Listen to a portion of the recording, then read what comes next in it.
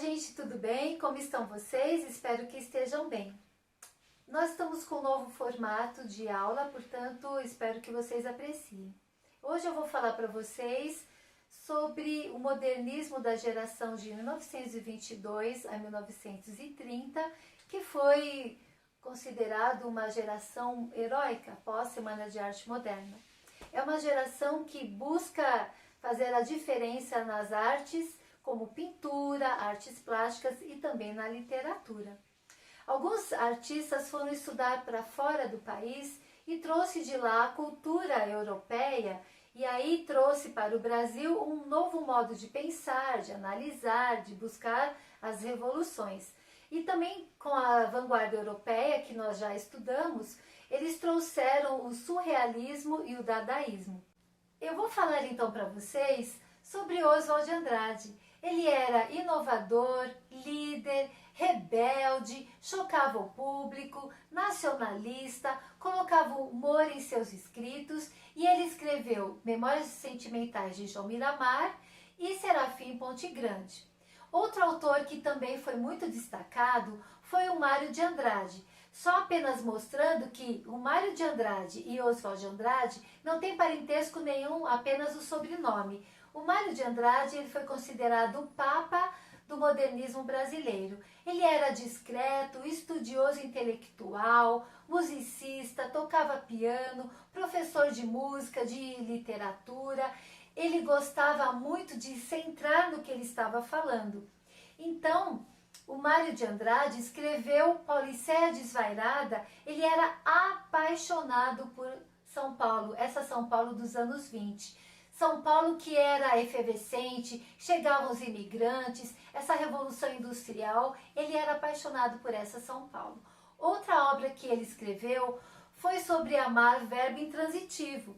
É uma crítica à família burguesa, tradicional, que aparentemente era muito intelectual, no entanto, ele fazia uma crítica a essa sociedade burguesa.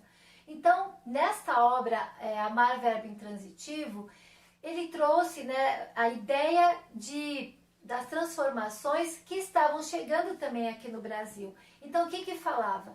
De uma alemã chamada Fräulein Elsa, e essa alemã veio trazer a iniciação sexual de Carlinhos.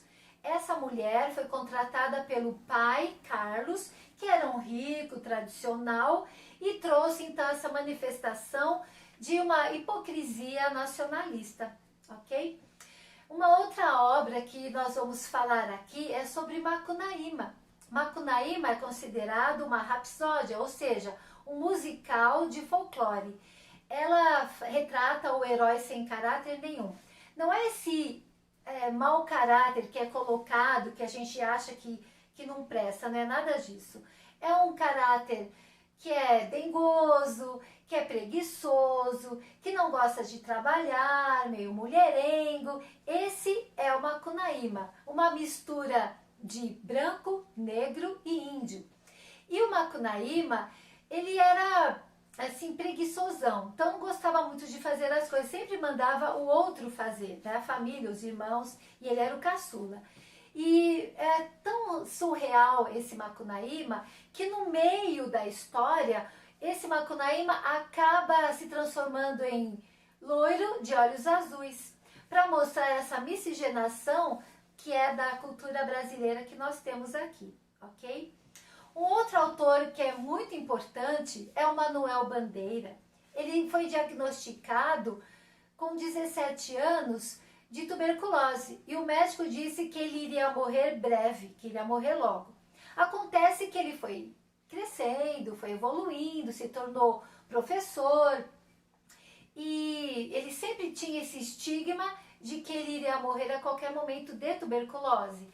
E aí esse pessimismo, essa neura de que iria morrer em algum momento, ele passava para os seus escritos.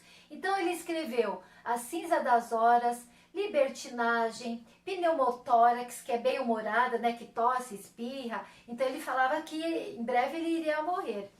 E aí esse pneumotórax que ele tossia, espirrava. Então tem esses dizeres nesse poema, né? Nesse livro aí que ele escreveu. Outra obra de Manuel Bandeira chama-se Passárgada. Esse é um país imaginário, diferenciado, um país que ele não terá mais problemas, que vai encontrar a mulher dos sonhos, que vai encontrar felicidade, que não vai ter mais doença. Então ele fala assim: vou-me embora para Passárgada, eu aqui fico mais não. Então, gente, essas obras que nós falamos retrata sempre, de Manuel Bandeira, retrata sempre esse lado triste de que em breve vai morrer, mas no entanto ele morreu não com essa doença e bem depois dos 17 anos, tá? Então agora eu vou fazer um resumão. Geração de 1922 a 1930, retrata então o modernismo revolucionário, heróico, poderoso e empoderado, tá?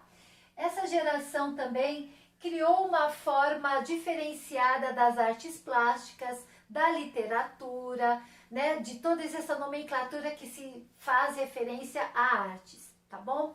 Então é isso que eu tinha a falar para vocês. Espero que vocês tenham gostado. Até a próxima aula.